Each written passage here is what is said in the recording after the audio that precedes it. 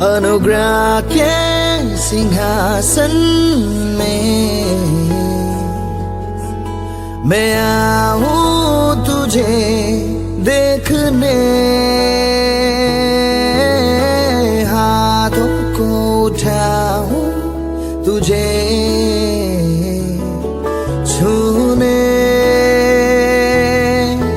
अनुग्रह के सिंहासन में मैं आऊं तुझे चूमने, हाथों को फैलाऊं तुझे गले लगाने।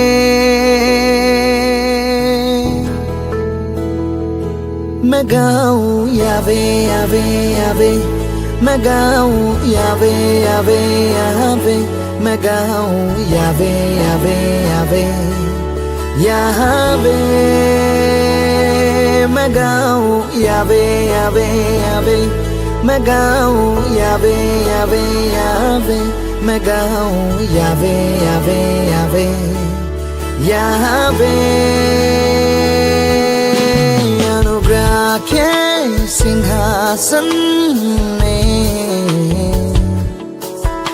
मैं आऊं तुझे देखने, हाथों को उठाऊं तुझे छूने, अनुग्रह के सिंहासन में मैं आऊं तुझे चूमने, हाथों को फैलाऊं तुझे गले लगाने।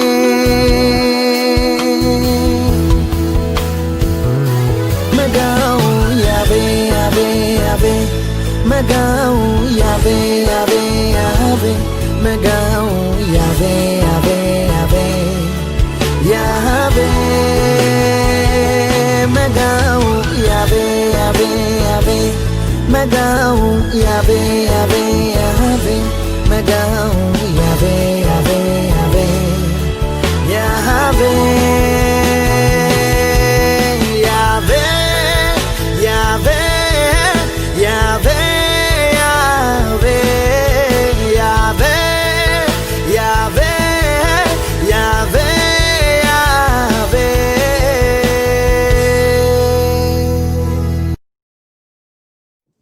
Good morning, friends. Today is the 24th Sunday after Pentecost, and greetings to you in the precious name of our Lord and Savior Jesus Christ. Today's morning meditation, the gospel reading is taken from Gospel according to St. Matthew, chapter 25, verses 14 to 30.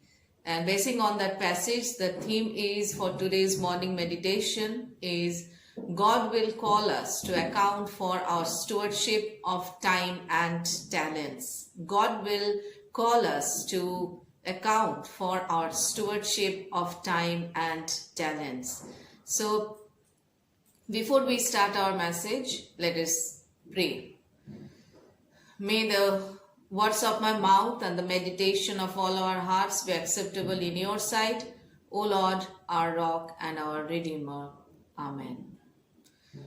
So as servants of Christ, we are called to be productive, and all of our health, money, time and abilities have come from Him, and we are tasked with putting them to use to benefit the God's kingdom. So we believe that a time is coming when the Master will return to settle the accounts. So let us hear one story. A story entitled The Seed tells how a successful businessman was growing old and knew it was time to select a successor to take over the business. So instead of choosing one of his directors or his children, he decided to do something different. So he called all the young executives in his company together, and he said, it is time for me to step down and select the next CEO. And I have decided to select one of you. So the young executives were shocked, but the boss continued, I am going to give each one of you a seed today. So one very special seed. I want you to plant the seed, water it, and come back here 1 year from today with what you have grown from the seed I have given you. So I will then judge the plants that you bring, and the person whose plant I chose will be the next CEO. So one man named Roy was there that day, and he, like the others, received the seed, and he went home and excitedly told his wife the story. And she helped him get a pot, soil, and compost, and he planted the seed. And faithfully, he would water it and watch to see if it had grown. So after about 3 weeks, some of the other executives began to talk about their seeds and the plants that were beginning to grow. And Roy kept checking his seed, but nothing ever grew. And he began to feel like a failure. 6 months later, still nothing in Roy's pot. However, he just kept watering and fertilizing the soil. So when the year was up and plants brought to the CEO for inspection, Roy told his wife that he was not going to take an empty pot. But she asked him to be honest about what happened. So when Roy arrived at the office, he was amazed at the variety of plants grown by the other executives. So they were beautiful. But Roy put his empty pot on the floor as many of his colleagues laughed at him. So when the CEO arrived, he surveyed the room and greeted his young executives. And Roy just tried to hide his in the back. So today one of you will be appointed the next CEO, the boss said. The CEO spotted Roy at the back of the room with his empty pot and had Roy come up front. Roy figured he'd be fired. Instead, the CEO asked Roy what had happened to his seed, and Roy told him. Then the CEO looked at Roy and announced to the young executives, behold, your next chief executive officer. So then he went on, 1 year ago I gave you all a seed, but I gave you, my dear, boiled seeds. They were dead. It was not possible for them to grow. All of you except Roy have brought me trees and plants and flowers. When you found that my seed would not grow, you substituted another seed. And Roy is one and only with the courage and honesty to bring me a pot with my seed in it. Therefore, he is the one who will be the new chief executive officer. So in Jesus' parable of the talents, something similar happens. Servants are given talents by the master, and when he returns, they are expected to show what they have done with his talents. In Roy's case, the CEO gave the dead seeds and was testing his staff for integrity. And Jesus' parable, in a similar way, reminds us that God is testing our desire to use what he gives us. And that is question of our integrity or honesty. So the dictionary defines integrity as the state of being whole. So our actions and our words are one. We are faithful. The parable of the talents is about our integrity or honesty. And it is about stewardship. It is about growing, developing, and using for God's glory whatever we have been given by Him before our Lord returns. So in the Bible, parables are God's exciting way of challenging us to mystery hunt. And Jesus' discourse includes several parables that emphasize preparation for the Master's return, that is Jesus Christ. So the faithful and the unfaithful servant, the parable of the wise and the foolish virgins, and the parable of the talents, where readiness consists of faithful stewardship over that which the Master has provided. So we can see that judgment is central to all of this, and the unexpected nature of the Master's coming is important to the three parables.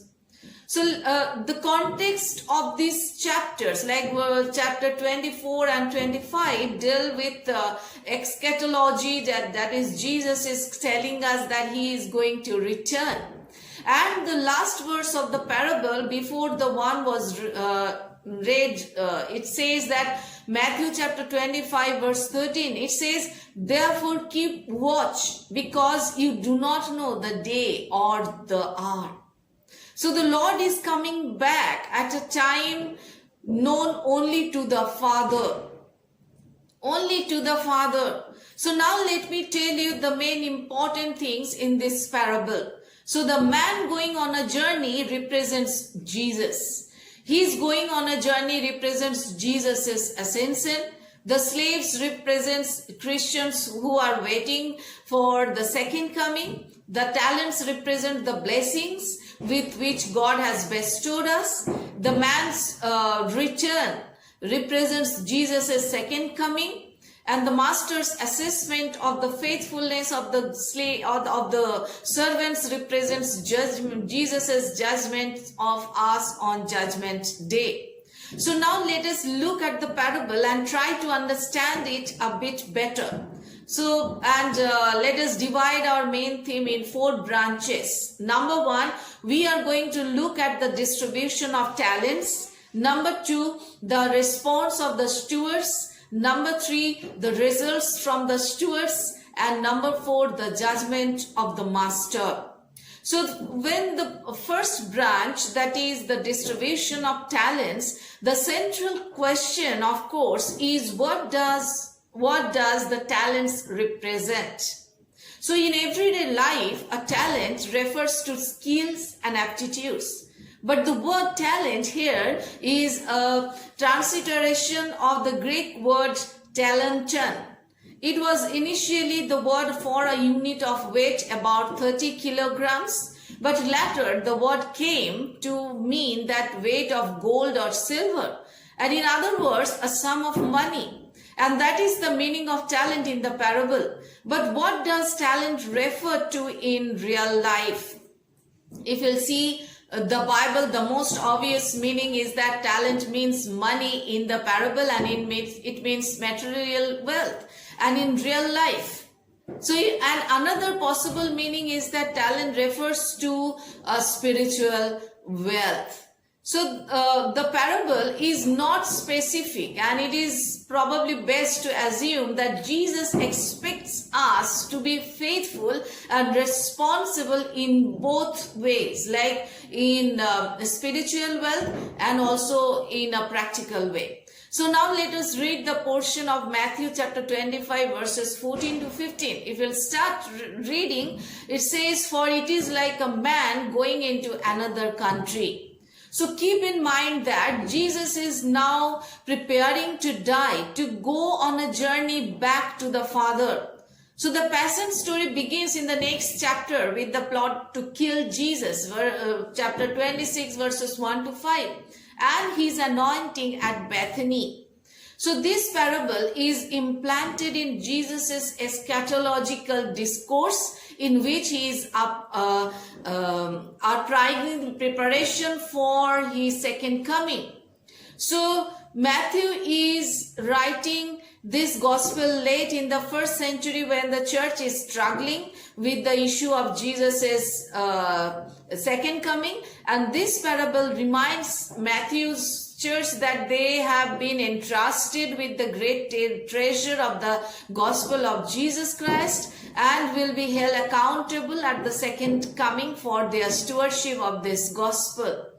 So if we'll read the second part, who called his own servants. So the Greek word doulos can be translated slave or servant and can reflect either involuntary service or voluntary service.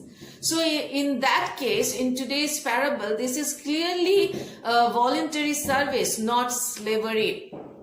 And entrusted his goods to them, is written. So the master called 3 servants and entrusted his property to them. And this is very much like Jesus entrusting his work to the church and to the individual members therefore. So to one he gave 5 talents, to another 2, and to another 1, to each according to his ability. So now we should note that Jesus' approach to these servants, while he could dictate exactly how each servant will use his money, he instead exhibits his great trust, because he is leaving them latitude or liberty to take advantage of opportunities as they arise. And he treats each of 3 as an individual, allocating resources in accord with each person's ability. Now then he went on his journey. As every supervisor or manager knows, walking away is the hardest step, because it is the one that demonstrates the great trust. And now the second branch, the response of the stewards.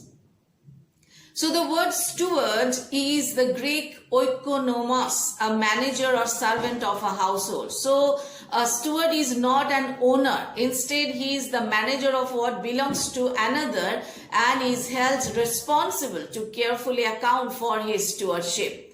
So if we'll see verses 16 to 18, it is written, immediately he who received the 5 talents went. So there is a sense of enthusiasm here. So he is excited to be trusted with such a great treasure to do something positive, to prove himself. He puts his 5 talents to work and gains 5 more talents immediately. And then it is says, and traded with them and made another 5 talents, Bible says. So in the same way, he also who got the 2 talents gained another 2. So the 2 talent servant does the same as the 5 talent servant responds with enthusiasm. And then it says, but he who received the 1 went away and dug in the earth and hid his Lord's money. So the 1 talent servant, however, digs a hole and buries the master's money, an accepted way of safeguarding money. According to rabbinical law, the person who buries money in a hidden location cannot be held accountable for its loss. See the situation. So it is a conservative form of safekeeping, but accomplishes nothing. 0. So therefore, we can see that the contrast between the 5 and 2 talent servants and the used for the 1 talent servants in this parable. So the 5 and the 2 talent servants went. It says went, whereas the 1 talent servant went away. The 5 and 2 talent servants traded with the money that had been entrusted to them, while the 1 talent servant dug in the earth. Then for the 5 and 2 talent servants made additional talents, but the 1 talent man hid his master's money. So the verb used for the 5 and the 2 talent servants are progressive, like went out at once, traded, made.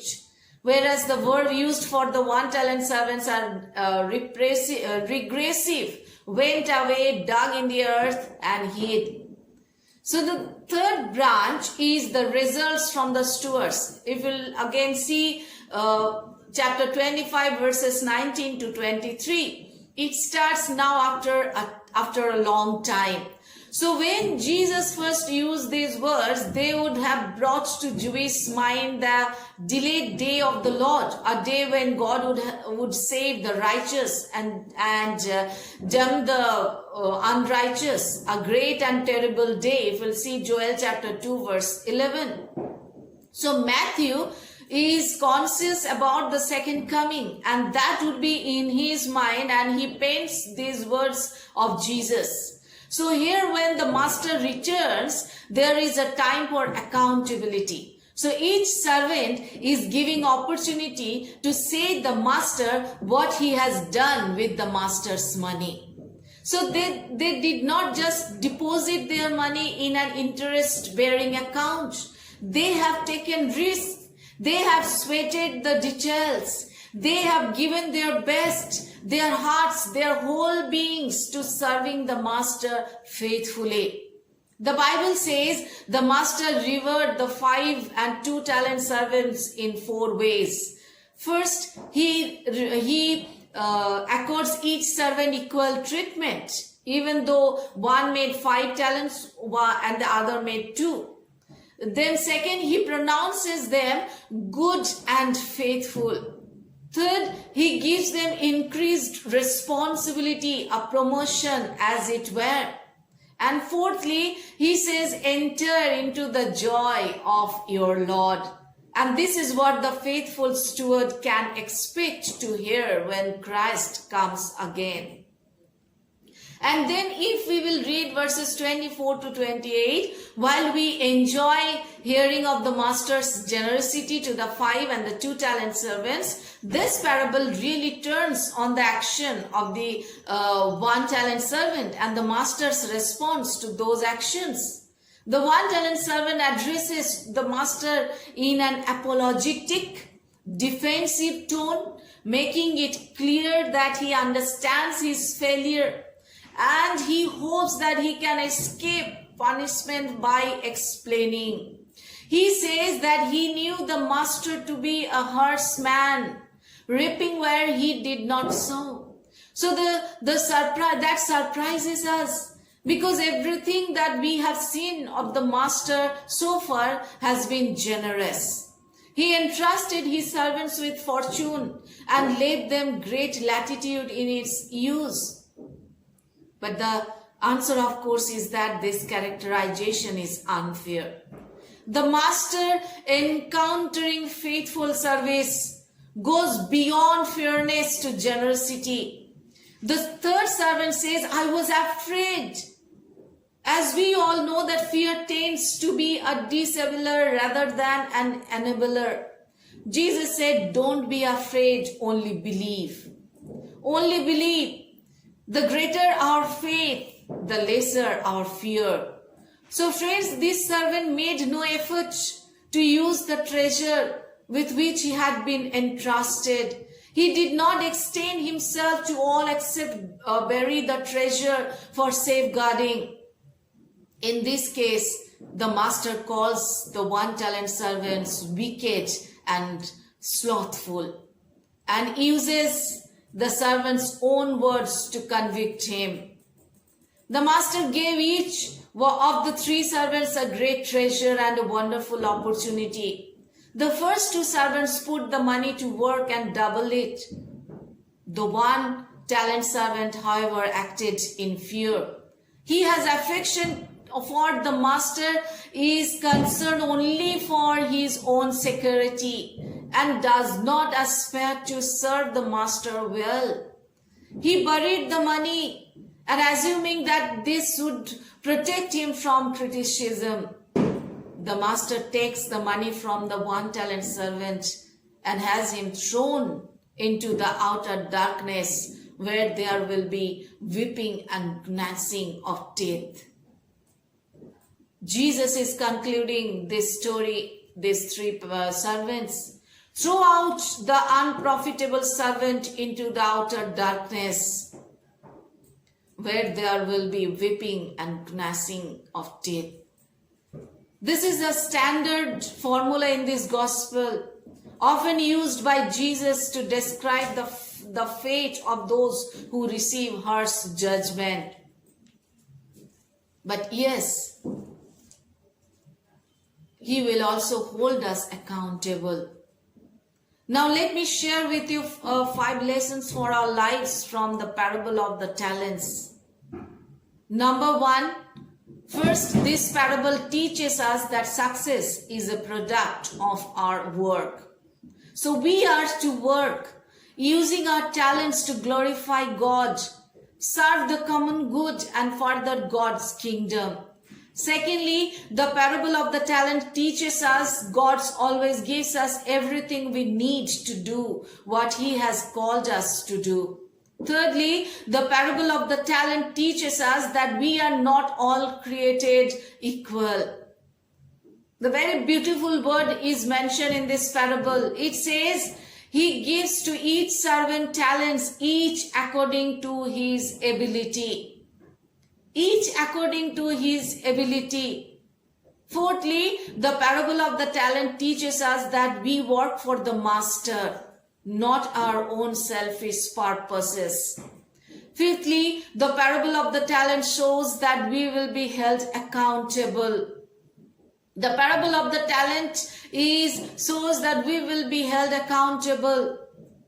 The unfaithful steward in this parable did not so much waste the master's money, but he wasted an opportunity, and as a result, he was judged wicked and lazy. So dear friends, in conclusion, we can say that not only our lives, everything we have has been given to us by God to be managed for Him. In Psalm 24 underlines this truth: the earth is the Lord's and the fullness thereof, the world and they that dwell therein. Throughout Jesus' parable, the owner gives his manager the greatest opportunity to utilize and develop his estate. Jesus' emphasis is that God has greatest confidence and trust in every one of us. What about you and me? God expects us to use His resources to make creative investments. You and I need to realize that God's plan to audit our books. Audit our books. When God touches our lives regarding the matter of stewardship, He shows us that our checkbook can become a prayer book if we commit it to Him. The third servant was lazy and faithless. That is why he fails to act on God's grace and love. True Christians love to serve. Friends, God is not a CEO who is testing us with seeds that will not grow no matter how hard we work at nurturing them. He is the creator and master of us all, and He has given us talents. He is calling us to use the talents, resources, time and opportunities He gives us to grow His kingdom. If we call ourselves faithful stewards but have no desire to use the resources God gives us, then we really need to look at our hearts. If we love Jesus, we will be excited about using what He has given us to make His name greater in this world, to grow His kingdom and be involved in it in whatever we do. So dear friends, let us live and work every day in the certainty that Jesus will say to us in Matthew chapter 25 verse 21. Well done, good and faithful servant. You have been faithful with a few things. Come and share your master's happiness. God bless each one of us through this wonderful words. Amen.